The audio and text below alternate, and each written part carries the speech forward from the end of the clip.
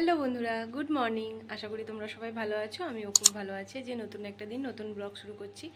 এখন এই যে দেখছো, আমি এখন স্নান টান করে রেডি হয়ে গেছি। সকালে কি করেছি সেগুলো দেখানো হয়নি। সম্পার কোনো কাজে আসছে না, তার জন্য মানে আমাকে এইসব কাজ করতে হচ্ছে, মানে ঘরটা পরিষ্কার করা এসব। তারপরে করে নিয়ে এখন ভাবছি আজকে হবে হচ্ছে চিকেন আর রাইস। তো তার জন্য চিকেনটাই বানাবো আর মা বানাবে হচ্ছে রাইসটা। তো চলো আজকে সারাদিন কী করি না করি তোমাদের সাথে শেয়ার করব। আমার সাথে থেকো। এই যে এখন আমি মাংস করবো বলে এখানে আলু ভাজতে বসিয়ে দিয়েছি, ভাজা হচ্ছে। মাংসটাকে দই, হলুদ আর একটুখানি সর্ষের তেল দিয়ে ম্যারিনেট করে রেখেছি। এর মধ্যে টমেটো, পেঁয়াজ, লঙ্কা, রসুন, আদা সব একসাথে পেস্ট করব। তার জন্য এই যে এটা রেখেছি, এটা পেস্ট হবে। এই যে আলু ভাজা ভাজা হচ্ছে। এই যে এর মধ্যে আমি জিরে আর ধনে গুঁড়ো দিয়ে দিয়েছি, আর দেখালাম কী কী দিয়ে পেস্ট করেছি। এগুলো একসাথে সব পেস্ট করে নিয়েছি। তার মধ্যে জিরে আর ধনে দিয়ে দিয়েছি। মাংসতে যেহেতু আমার হলুদ দেওয়া আছে, তাই হলুদটা আর দিলাম না। আর আমি কাশ্মীরি লঙ্কার গুঁড়ো, এমনি লঙ্কার গুঁড়ো কোনোটাই ইউজ করি। ওর মধ্যে লঙ্কা দিয়েছিলাম, ওই পেস্টটার মধ্যে লঙ্কা দেওয়া আছে, এমনি কাঁচা লঙ্কা, সেটা দিয়েই আজকে রান্নাটা হবে। তো চলো দেখতে থাকো। এই যে আমি এখন এর মধ্যে একটু ঘি দিয়েছিলাম, তেল যেটা ছিল আলুটা তুলে নেওয়ার পর। আর এরপরে পেঁয়াজগুলো দিয়ে দিলাম, পেঁয়াজগুলো ভাজা ভাজা হবে।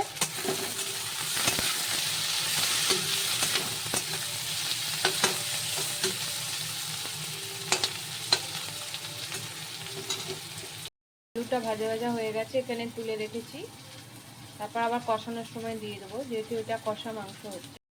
হাতে একটু চিনি নিয়ে নিয়েছি, এই তেলের মধ্যে দিয়ে দিলাম, কারণ এতে কালারটাও সুন্দর আসবে, তার জন্য। চলো দেখো।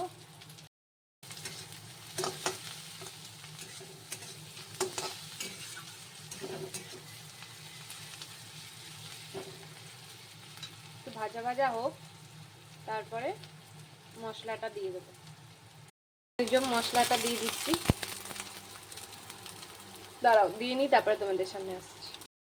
দিয়ে দিয়েছি মশলাটা, চলো এটাকে ভালো করে কষিয়ে নিই।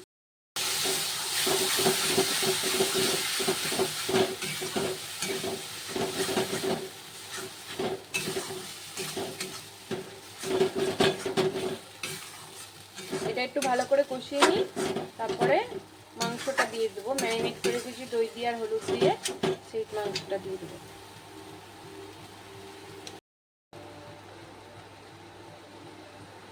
আমি মশলাটা একটু একটু করে, এই যে এই ধোয়া জলটা রেখেছি, এটা দিয়ে মশলা করেছিলাম, এই জলটা দিয়ে একটু একটু করে কষাবো, তারপরে মাংসগুলোকে দেবো। দিচ্ছি একটু একটু করে, আর এই যে কষাচ্ছি। চলো ভালো করে কষাই এটাকে, নাহলে পরে মশলাটা কষানোর পর তারপরে মাংসগুলো দিয়ে আবার কষাতে হবে। ভালো করে কষিয়ে নিই।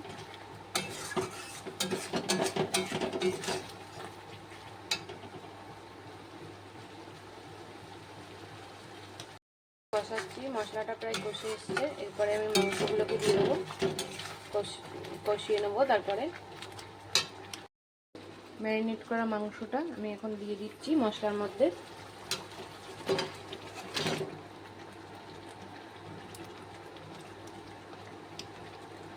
দিয়ে দিয়েছি মাংসটা, এখন ভালো করে কষাই, তারপরে আলুটা দেবো।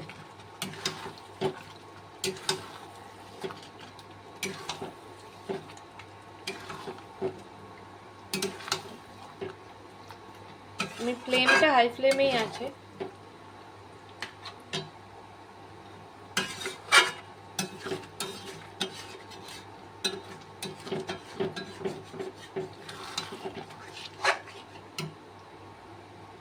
মাংস কষাতে কষাতে আলুগুলোও দিয়ে দিচ্ছি, কারণ এটা যেহেতু সিয়ে মাংস করবো, তার জন্য আর আলুটাও সেদ্ধ হয়ে যাবে। কষা মাংস তো জল দেওয়া হবে না, তার জন্য আলুটাও সেদ্ধ হয়ে যাবে। এখন একটু নুন দিয়ে দেবো, নুন আমি দিইনি আগে কোনো একটু, তো এখন নুনটা দিয়ে দেবো। নুন দিচ্ছি, আর একটু দিতে হবে, একটু নুন দিয়ে দিলাম। ভালো করে কষাও, এই থেকে জল বেরোবে, এতেই সেদ্ধ হয়ে যাবে মাংস। আর যে কষা কষা মাংস হবে আর রাইস হবে। হোলি স্পেশাল কষা কষা মাংস করব, তার জন্য আমি এটা ঢাকা দিয়ে করব, তাহলে মাংসটাও সেদ্ধ হবে, তার সাথে আলুটাও সেদ্ধ হবে। দেখো মাংস থেকেই অনেক জল বেরিয়েছে, আরও বেরোবে ঢাকা দিয়ে দিলে পরে। তো ঢাকা দিয়ে করবো, তাহলে মাংসটাও ভালো সেদ্ধ হয়ে যাবে আর আলুটাও সেদ্ধ হয়ে যাবে। চলো আমি ঢাকাটা দিয়ে দিই, দিয়ে রায়তার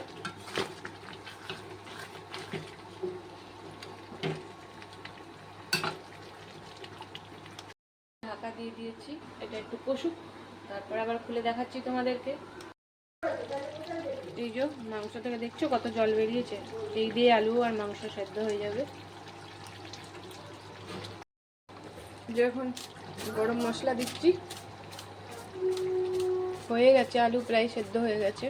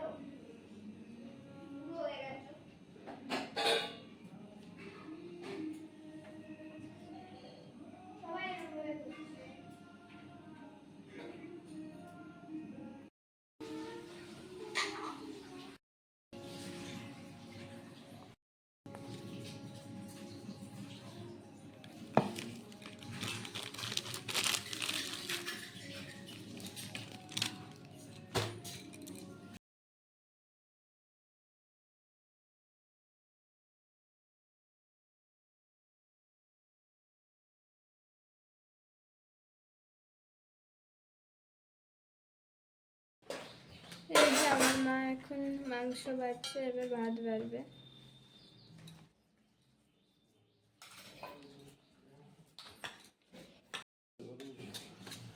তুমি তো বলছিলে কথা, কখন? একটু আগেই বলছিলে।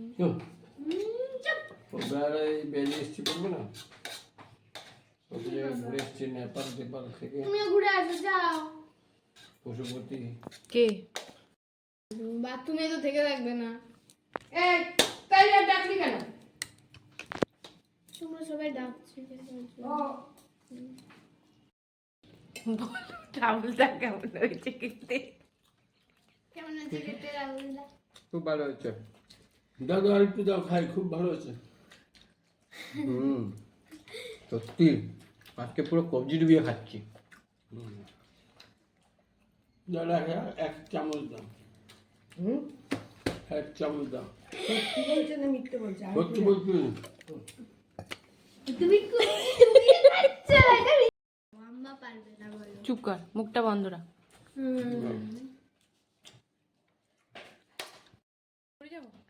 আমার মা এখন দেখছে যে কোনটা পরে যাওয়া যায়, চিন্তা করছে যে শাড়ি পরে যাওয়া যাবে নাকি কুর্তি পরে, নাকি কোনো ফ্রকের জামা পরে। নাচছে আমার মা। এমনি সবাই নাচে না, এখন নাচছে। আমার মায়ের পাগলামি।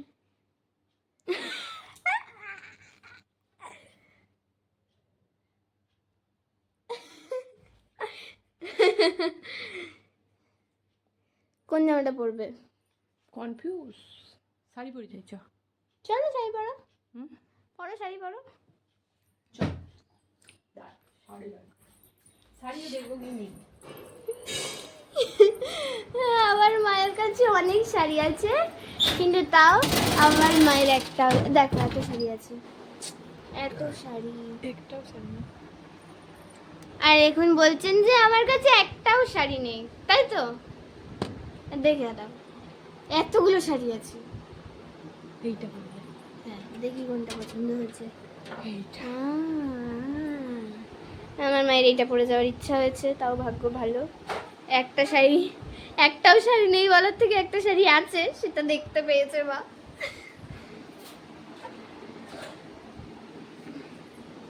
অনেক শাড়ি আছে আমার কাছে, ফ্রকও আছে,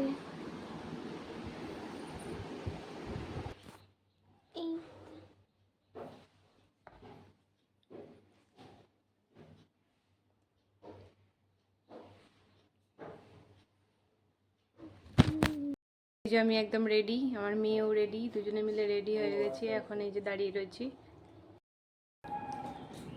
মা হয়ে গেছে। আমার বাবা এখন রেডি হচ্ছে, চলে এসো। আসো নিচে গেলাম, আলোটা বন্ধ করে দিয়ে আসবে। এই দেখো আমার মায়ের লুক। তোমাদেরকে এটা বলে দেখি হয়ে গেছে।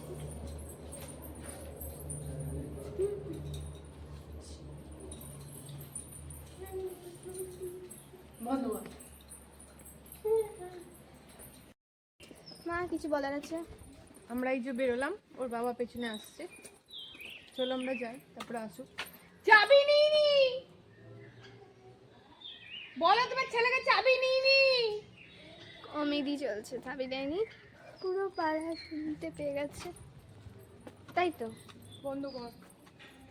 বন্ধ কর বন্ধ কর।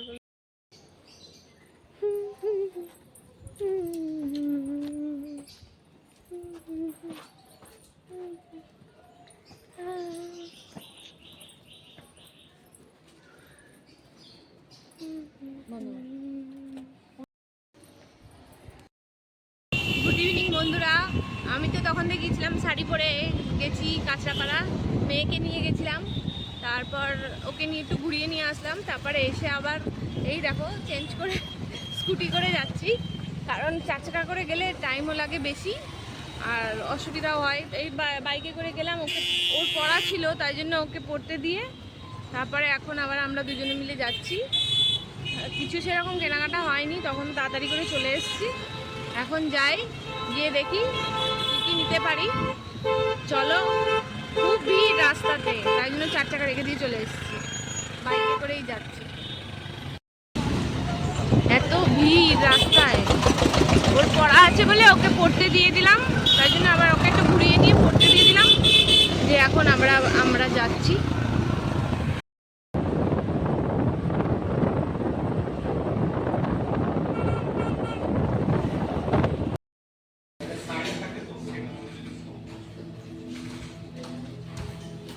নাম অনেক কিছু তো নাম বলবে।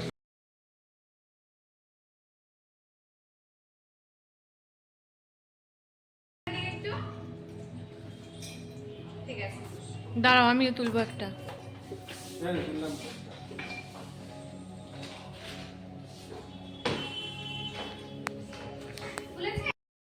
দাঁড়াও, আমার জিনিসের ভিডিও তুলতে পারবো তো?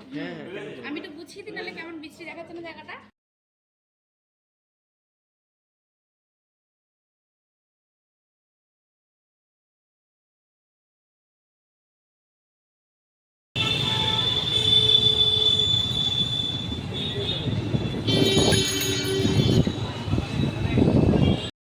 আমাদের এখন হয়েছে মার্কেটিং, আমরা এখন বাড়ি ফিরছি। এই যে আমাদের এখন হয়ে গেছে কেনাকাটা। হ্যাঁ, তো আমরা এখন ফিরছি, ওখান থেকে মেয়েকে নেব, তারপর বাড়ি যাব। চলো। হ্যাঁ দেখেছি, ওটা কালকেও দেখেছি।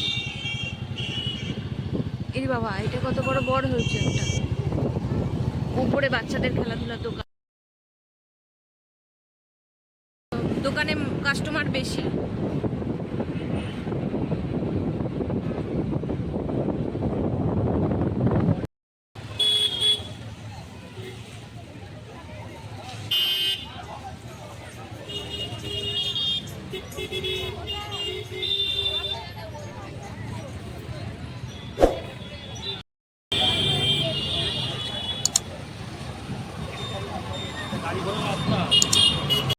এখন এখানে দাঁড়িয়ে আছি, মেয়ের জন্য কিছু খাবার নেব বলে, মেয়েকে নেব, তারপরে বাড়ি যাব।